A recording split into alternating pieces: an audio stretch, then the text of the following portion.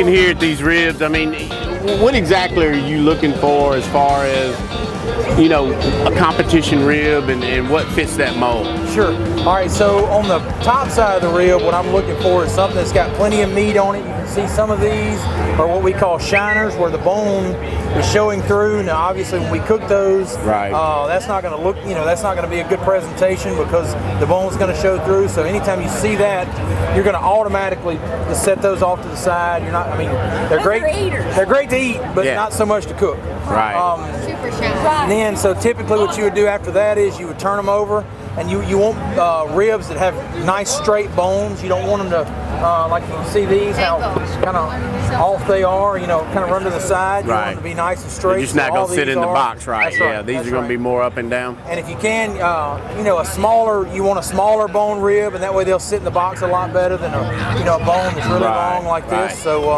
so that's kind of the first couple things I'm looking for. Yeah. So typically you're getting how many bones in a box, and typically, if you do what's called a double cut, which means you're going to take the meat from here, 2 bones, and then the meat from there. So it's like 3 meats but 2 bones. You're going to try to get eight of those in a box if you can. Okay. So 8 what we call judges cut. Gotcha. So 8 of those. 8 of those, yeah. Yep. Okay. So what we'll do now is after we pick, I'm gonna cook 9 to make 1 blind box.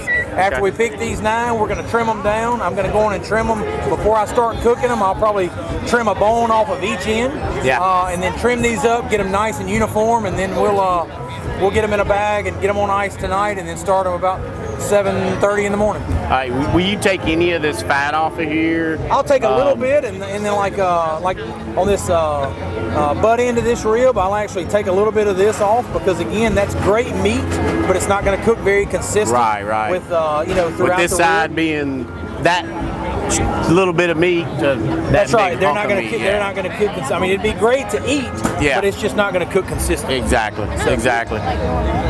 Yep. And now these are loin back ribs, and as you can see the way they're cut, and they're cut off that top loin. Yep. And so what we'll do is, Craig, we'll come through and we'll score them, as you know.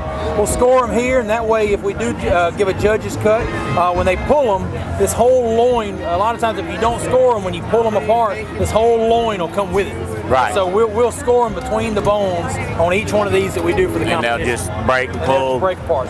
Well then, I mean, after we pretty much choose and pick these, we look at these and we do what we call knuckling. Yep. And that's coming in here.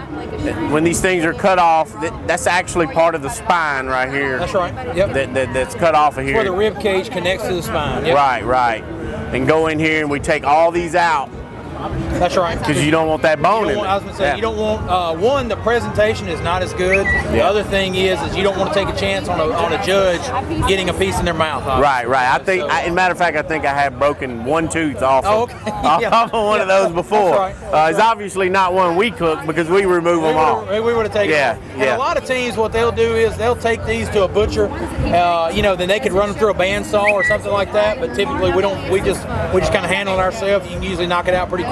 Right. And the problem is, take it to a butcher if you don't know him well or he doesn't know your product. Sometimes he won't cut them exactly the way you want them cut. He'll cut them too short or whatever. So that's why I like to kind of have them more where I and you got a good selection. You got a big selection of a lot of different things, and you can find what you want and what you're looking for. And down here is where they're actually doing the knuckling. That's right.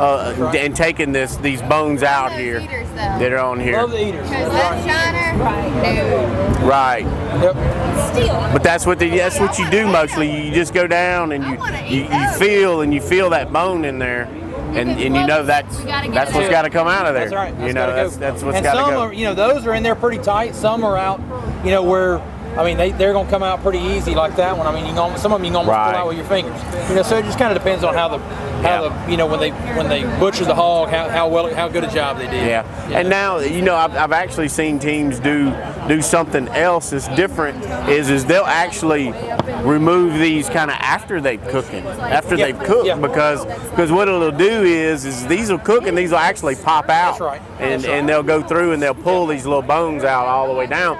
But the reason we don't do that for competition is because when you do that after the fact, you got a big white bone. Exactly right. And yeah, you'd have to just cover it don't up with sauce or something like that. And if you miss one, it's just not going to be a very good presentation. Right. Okay. Good deal. But no, I've not heard of